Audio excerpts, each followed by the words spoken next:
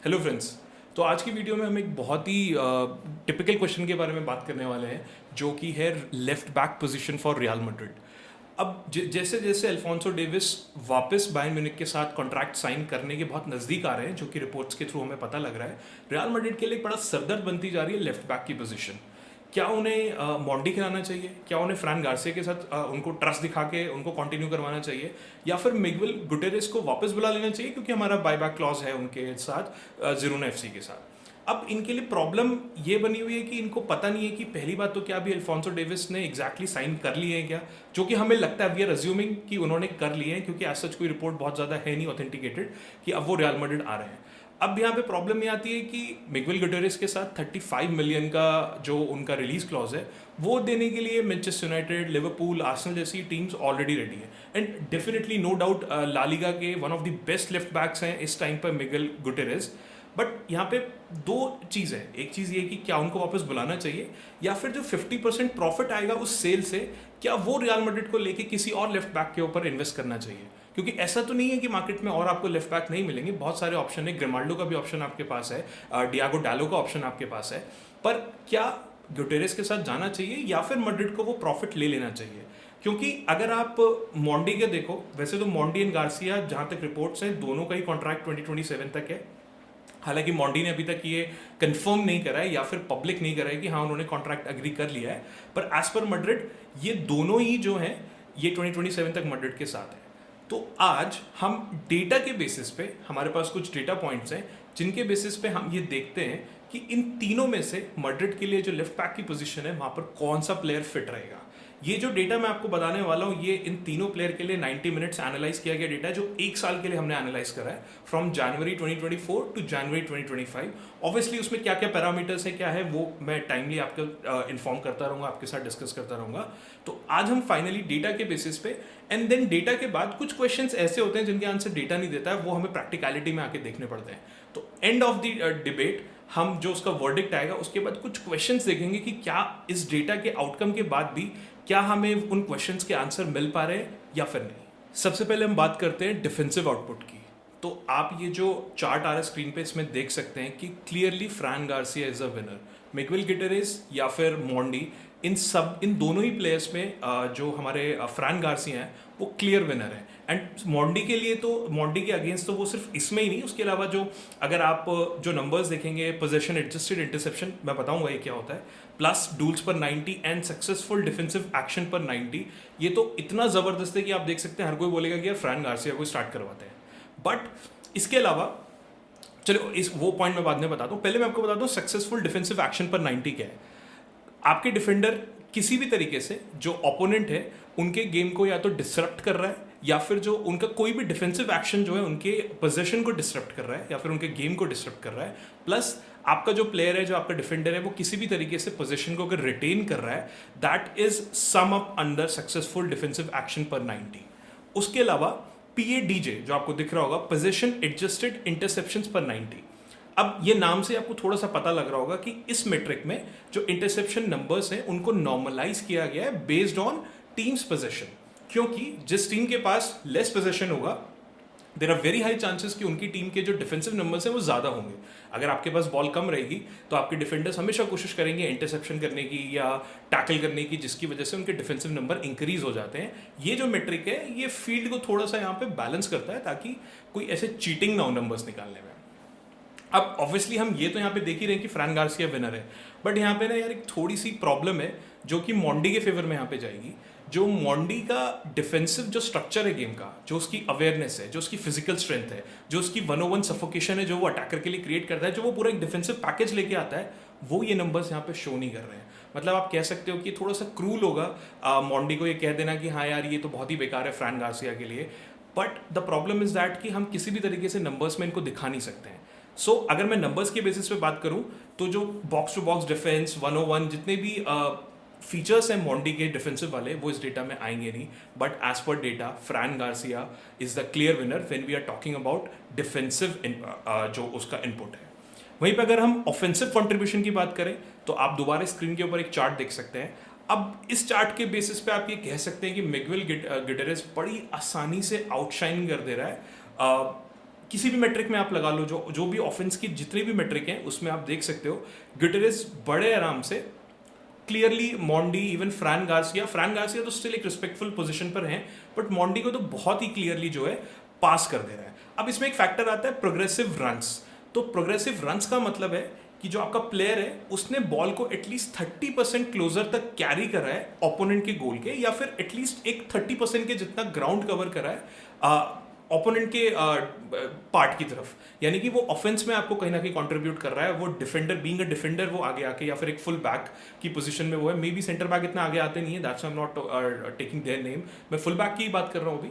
Full back आपकी ball को लेके आपका पोजीशन रिटेन करते हुए एटलीस्ट 30% ग्राउंड उन्होंने कवर करा हो, या फिर ऑपोजिशन के डी की तरफ आ गए हो। This is what the progressive runs mean in this particular data.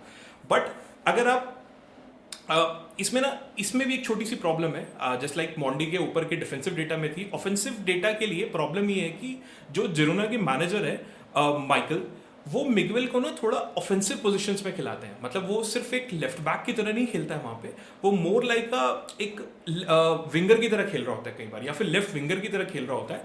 And वो एक लेफ्ट विंग बैक तो ऑब्वियसली का रोल अदा कर ही रहा होता है, बट जो हमारे दूसरे प्लेयर है फ्रैन गार्सिया या फिर मॉन्डी, वो हमेशा लेफ्ट बैक के ही रोल पे होते हैं, तो उनके पास उतने ऑफेंसिव जाने के ऑप्शंस कम होते हैं in comparison to Miguel Gutierrez, क्योंकि मोस्ट ऑफ द टाइम या तो वो लेफ्ट विंग बैक होता है, जिस पोजीशन पे जैसे बैन लेवर्कुसन में हमारे ग्रिमाल्डो, फ्रिम्पोंग वगैरह खेलते हैं उस पोजीशन पे, या फिर आप कह सकते हो कई बार डियागो डालो या फिर मजरोई खेलते हैं यूनाइटेड में, तो इनके पास ज़्यादा चांसेस होते हैं आगे जाने के। तो यहाँ पे ये आप थोड़ा सा कह सकते हो कि इन दोनों प्लेयर्स के लिए क्रूर हो सकता है, क्योंकि मिगवेल गुटेरेस की पोजीशन ऑलरेडी काफ़ी ऑफेंसिव है, तो ऑलरेडी ऑब्वियस है कि उनके नंबर्स जो ऑफेंसिव है वो ऑब्वियसली बेटर होंगे फ्रैन गार्सिया से। But again like I said, numbers वो चीज़ें यहाँ पे नहीं जस्टिफाई कर पाएंगे। तो जो नंबर्स हैं हम सिर्फ उन्हीं की बात करेंगे। तो definitely Miguel Gutierrez is the clear winner when we talk about the offensive वाला part. But obviously Fran Garcia के फेवर में यहाँ पे ये कि जैसे कि मैंने बोला वो out and out full back है, तो ऑब्वियसली वो उतना आगे जाएगा नहीं, वो चला भी जाता है, बट ऑब्वियसली इन नंबर्स को वो कभी मैच नहीं कर पाएगा। बट अगर आप तब भी देखो तो जो फ्रैन गार्सिया है उसका 89 परसेंटाइल है touches for the final third, and 85th percentile है for the progressive run and passes received in advance areas.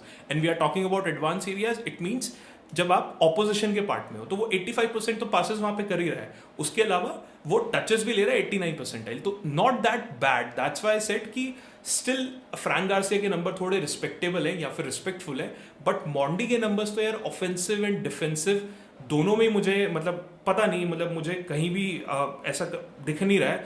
और यही रीज़न है कि मॉन्डी इतने टाइम से क्रिटिसाइज हो रहे हैं, कॉन्टिन्यूस होते जा रहे हैं अपनी फॉर्म की वजह से, और उनकी फॉर्म अभी कहीं भी इंप्रूव होती नहीं दिख रही, मुझे तो डिप ही होती कहीं ना कहीं दिख रही है। तो ये है डिफेंसिव नंबर। अब हम आते हैं पासिंग एफिशिएंसी पे। तो अगेन पासिंग एफिशिएंसी का डेटा आप यहाँ पे स्क्रीन पे देख सकते हैं, एंड उसमें भी आप क्लियरली देख सकते हैं कि मिगवेल गुटेरेस क्लियरली एक विनर है ओवर फ्रैन गार्सिया या एंड मॉन्डी। एंड इसमें आप एक छोटा सा और देख पाएंगे स्मार्ट पासेस, वैसे तो ये पता लग ही रहा है जो फुटबॉल देखते हैं, बट सर मैं बता देता हूँ, कोई भी क्रिएटिव या फिर पेनिट्रेटिव पास जो आपकी टीम को जो आपकी डिफेंस आपकी जो ओपोनेंट है उनकी डिफेंसिव लाइन को ब्रेक करे एंड एक सिग्निफिकेंट इंक्रीज कर दे आपके अटैकिंग पोटेंशियल।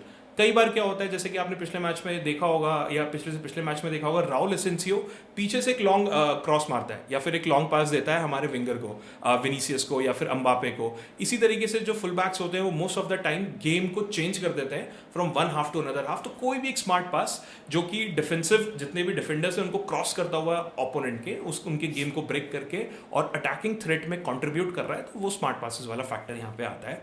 अब नंबर्स मैंने आपको दिखाई दिए हैं। जो मिगवेल का आईक्यू है ना, आप कभी मिगवेल गुटेरेस को जब खेलते हुए देखेंगे, जो उसका आईक्यू है, जो उसकी अवेयरनेस है, इज टू गुड है, मतलब no doubt about that. Fran Garcia Mendy से बहुत ऊपर है। इवन जब वो यूएफए यूथ लीग में खेलता था या फिर कसिया में खेलता था, उसकी पासिंग एबिलिटी अपने साथ वाले प्लेयर से हमेशा से बहुत ज़्यादा रही है, एंड रियल मैड्रिड इसलिए बहुत हाई रैंक करता है मिगेल गुटेरेस को when it comes to the football IQ of that particular left back. तो मतलब कुछ लोग ऐसा कहते हैं कि वो मार्सेलो की तरह है, मोर लाइक अ नंबर 10, जैसे मार्सेलो हमारा खेलता था। बट यहाँ पे मैं आपको मार्सेलो, अब प्रॉब्लम ये है कि मार्सेलो इस टीम में उस टाइम सर्वाइव इसलिए कर पाया क्योंकि वो टीम एक्चुअली मार्सेलो को सूट करती थी। बट क्या जो मैड्रिड का स्ट्रक्चर है वो इस तरीके के गेम प्ले को इस टाइम पे सूट कर पाएगा? I doubt that, to be honest. That is why I am not sure कि मार्सेलो जैसी पोजीशन की इनको एडवांटेज देने की हमें जरूरत है कि ये मार्सेलो की तरह खेलता है, very good, but I am not sure कि मैड्रिड के इस टाइम की करंट स्ट्रक्चर में वो यहाँ पे फिट होगा कि नहीं। इसके साथ साथ मैं आपको एक ट्वीट दिखाता हूँ जो आप स्क्रीन पे देख सकते हो। ये बिल्कुल फेयर पॉइंट है कि मार्सेलो जब खेलते थे, अगर आपको मेरी पिछली वीडियो भी याद हो तो मैंने उस वीडियो में भी फेबियो कॉन्ट्राओ का नाम लिया था, इवन इन एल क्लासिकोस। इतना डिफेंसिव स्ट्रक्चर होने के बाद भी मार्सेलो को जबी अलोंसो की जरूरत पड़ती थी, रामोस की जरूरत पड़ती थी, कैसेमीरो की जरूरत पड़ती थी उनको कवर करने के लिए, क्योंकि वो इतना आगे चले जाते थे, मोर लाइक अ विंगर या फिर लेफ्ट विंग आके खेलते थे। क्या मैड्रिड जैसी टीम जो ऑलरेडी इतना सफर कर रही है वो इतना कवर कर पाएंगे मिगेल गुटेरेस के लिए अगर वो इस तरीके से खेलते हैं? तो ये हमारे लिए एक बहुत बड़ा क्वेश्चन यहाँ पे बनता है। अब मैंने आपको तीनों एस्पेक्ट दिखा दिया यार, डिफेंसिव, ऑफेंसिव, पासिंग। अब आता है वर्डिक्ट का टाइम। तो डेटा से तो यार ये क्लियरली प्रूवन है, हमें दिख ही रहा है कि Miguel Gutierrez is a clear winner, जो कि अगर आप उसको राइट कंडीशन में रखोगे विद राइट टीम स्ट्रक्चर, वो डेफिनेटली आपको one of the best left back बन के दिखा देगा दुनिया में, या फिर लेफ्ट विंग बैक बन के दिखा देगा। फ्रैन गार्सिया एक ऑलराउंडर टाइप का मुझे लेफ्ट बैक यहाँ डेटा के अकॉर्डिंग पता लग रहा है कि वो ऐसा प्लेयर है, वो शायद आपके लिए ऑफेंसिव भी खेल देगा, वो आपके लिए डिफेंसिव भी खेल देगा, मतलब यूटिलिटी प्लेयर है। आपको मोंडी की तरह, जो मोंडी की फॉर्म है, जो मोंडी की तरह है, वो एक तरीके से ऐसा नहीं कि सिर्फ पीछे बैठा रहेगा, या फिर अगर आपने बोल दिया भाई पीछे क्यों बैठा, आगे जा, तो वो आगे घूमता रहेगा। He is a well aware player. Fran Garcia is according to me, is more like an all-rounder. Miguel Gutierrez, tremendously gifted football IQ player, but again, I'm not sure if he actually fits in the Real Madrid structure. तो Maundy की तो हम already बात कर ही चुके हैं। अब अगर मिगवेल के आपने गुड नंबर्स ऑब्वियसली देख लिए, बट उसके अलावा जो मैं फाइनली आपको बोलने वाला था, दो तीन क्वेश्चन हमारे पास बच जाते हैं, जिसके बेसिस पे अगर आप सिर्फ डेटा देख के बोलने वाले हो कि मिगेल गुटेरेस को ले लेते हैं, ऐसा ज़रूरी नहीं है। पहली चीज़ जो हम ऑलरेडी डिस्कस कर चुके हैं कि रियल मैड्रिड का जो टीम स्ट्रक्चर है वो मिगेल गुटेरेस को वो फ्रीडम अलाउ करेगा जो उसको जिरोना में मिल रही है। ऐसी क्या गारंटी है कि वो रियल मैड्रिड के स्ट्रक्चर में फिट हो जाएगा और मैसअप नहीं कर देगा इसको? मुझे इसमें थोड़ा सा डाउट है। तो ये एक पहला क्वेश्चन है। उसके अलावा जो मैड्रिड है, मैड्रिड को ऑब्वियसली एक बहुत ज़्यादा जो डिफेंसिव प्रॉब्लम्स हैं, उनको एक kind of a defensive workhorse चाहिए जो थोड़ा डिफेंस को कंट्रोल कर ले। मिगेल गुटेरेस टाइप का प्लेयर है, मुझे लगता है आप उसको बांध नहीं सकते हो, वो एज अ विंगर की तरह आगे जाएगा ही जाएगा, या फिर फुल बैक की तरह आगे जाएगा ही जाएगा। मुझे लगता है कि वो डिफेंसिव लैप्स आपके लिए ज़रूर छोड़ेगा। Third and one of the most important question, अगर Trent Alexander Arnold Real Madrid आता है, क्योंकि अभी कंफर्म नहीं हुआ कि वो लिवरपूल के साथ रहेगा, क्या ये दोनों प्लेयर सेम सिस्टम में एग्जिस्ट कर पाएंगे, Arnold and Miguel Guterres? And I actually doubt that, because पहली बात तो हमेशा अलेक्जेंडर अर्नोल्ड को ही प्रेफरेंस मिलेगी, इसको प्रेफरेंस उतनी मिलेगी नहीं, और ऑब्वियसली सिंक्रोनाइज होने के लिए उसको गेम टाइम चाहिए। तो गेम टाइम जब मिलेगा ही नहीं, तो ये दोनों सेम स्ट्रक्चर में मुझे नहीं लगता कि टिक पाएंगे। इसलिए मुझे पर्सनली लगता है कि रियल मैड्रिड को इस डील से, फॉर एग्जांपल अगर कोई भी EPL जाइंट या कोई भी इनको खरीद लेते हैं, रियल मैड्रिड को अपना जो 50% का जो रीसेल वैल्यू वहाँ पे मिलने वाला है, जो कि अप्रॉक्सीमेटली 18 मिलियन यूरो के आसपास होनी चाहिए, वो पैसा लेना चाहिए, बजाय इसके कि स्क्वाड को कॉम्प्लिकेट करें, और उस पैसे को कहीं ना कहीं इन्वेस्ट कर देना चाहिए किसी और प्लेयर में, या फिर किसी और सेंटर बैक में, या जहाँ भी हमें लगे। And you should trust with फ्रैन Garcia. I am not sure कि मोंडी का क्या करना है, क्या उन्हें रखना चाहिए, सेल कर देना चाहिए, मुझे नहीं पता, बट मुझे पर्सनली ऐसा लगता है अगर आप लेफ्ट बैक पोजीशन की बात करते हो, as per data Miguel Gutierrez is the winner, but as per the conditions and the current team structure, I personally think Fran Garcia को रियल मैड्रिड में स्टे करना चाहिए और रियल मैड्रिड को उन पर भरोसा दिखाना चाहिए। आपको क्या लगता है, मुझे कमेंट्स में जरूर बताइए।